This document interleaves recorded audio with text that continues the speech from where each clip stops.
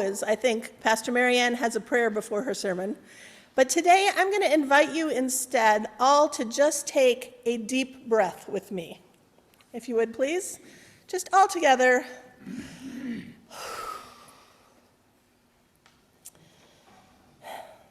Because it's a busy time in our church, yeah? And we need a break. We need a breather. We've made it through Easter Sunday. We ordered the flowers, we hung the banners, we dyed the eggs, we planned the breakfast, we worshiped with bells and choir and song. We sang Alleluia, we greeted visitors and possibly some members that we haven't seen for a while. We went out after the service and celebrated with family and hosted gatherings or attended gatherings. We maybe snuck in a nap. We cleaned up the mess afterwards, including the chocolate smeared on the sofa. It is time to take a breath, everybody. We did it. And we got a lot of heads, so we need the breath, all right? Practically, the time after Easter is a time for churches to take a breath. It's the big build-up. And then we have a lot of clergy who celebrate wedding anniversaries because the time after Easter is when you can take off. So we do that.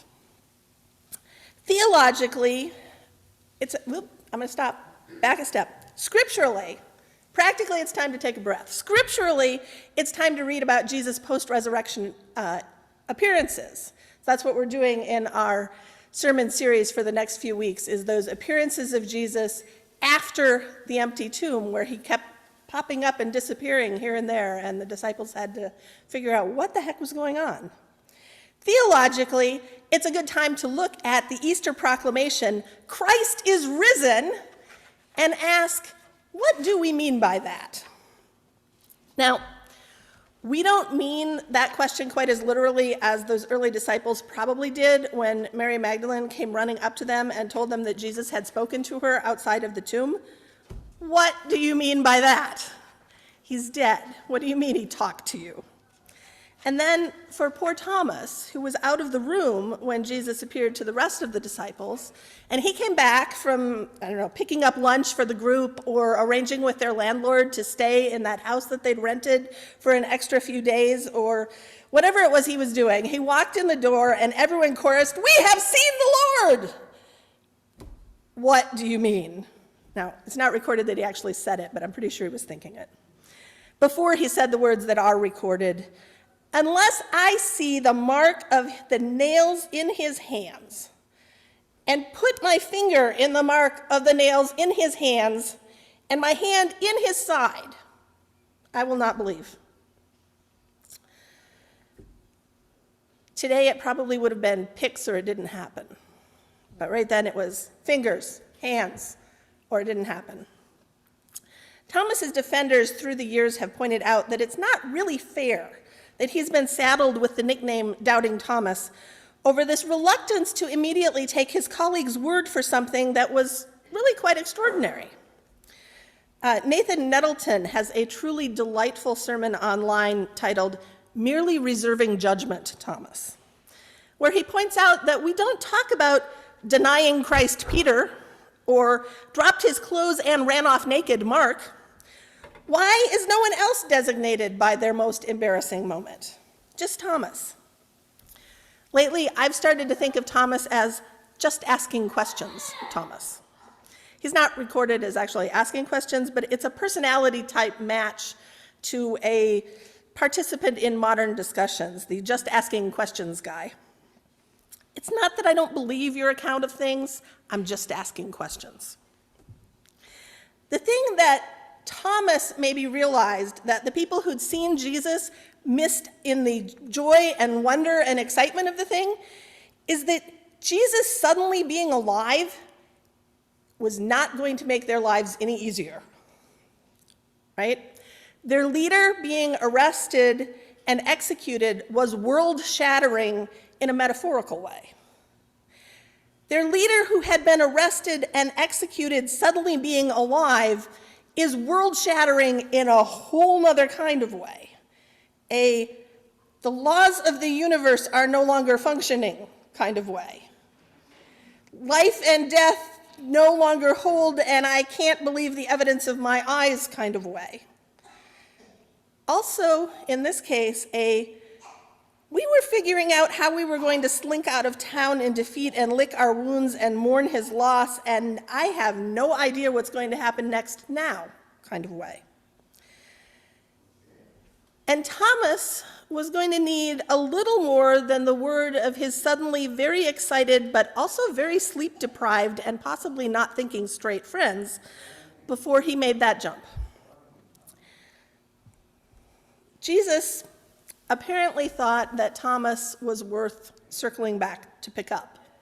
Because a week later, when all the disciples were gathered again in that same room and it was somebody else's turn to go pick up lunch, Jesus appeared to them again and specifically invited Thomas to touch the marks from the nails and the gash in his side from the spear. And then Thomas was all in. The way Pastor Nettleson put it in his Merely Reserving Judgment Thomas sermon was that Thomas found himself on the floor at Jesus' feet crying out, "My Lord and my God," which was kind of a shorthand for, "Despite my previous hesitations, I now realize that even being comprehensively dead doesn't stop you from being more devastatingly alive than anyone else I've ever met. And on that score, I am thereby convinced that you are not only the author of life, but the one who holds it safe from death and shows us how to live it to the max, so you can count me in." Or words to that effect. I had just done Pastor Nettleson's sermon, except you really need the Australian accent to pull it off well. But the just asking questions, folks, are worth circling back for. They are annoying as heck in the meetings, where everyone else is excited about something and they chime in with, "Where are we going to find the budget for that?" Or, "Do our licensing rights cover online streaming?"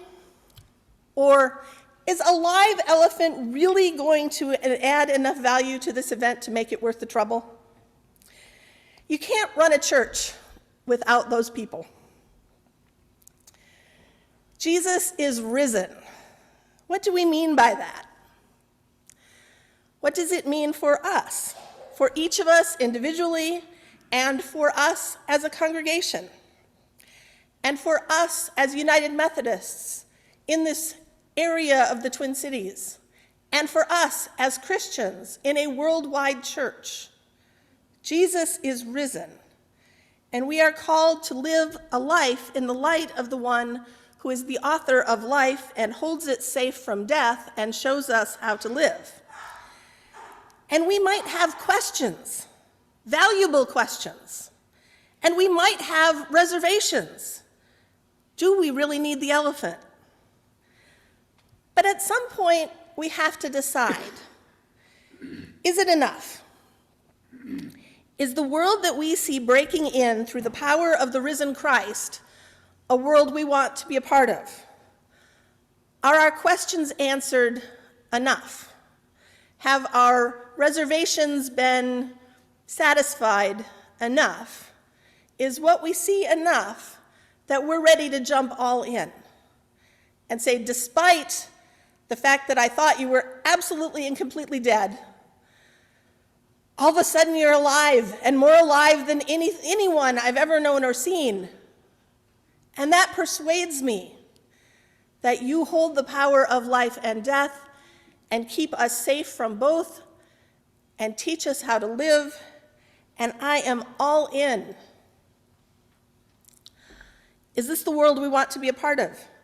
Is it enough for us to shelve our doubts and risk our fears and unlock the doors that we hide behind and follow Jesus into the world? "Blessed are those who have not seen but have come to believe," Jesus said to Thomas. And he wasn't criticizing Thomas there and letting all the other disciples off the hook because they'd all seen him the week before. So he couldn't have been talking to them. He was talking to us.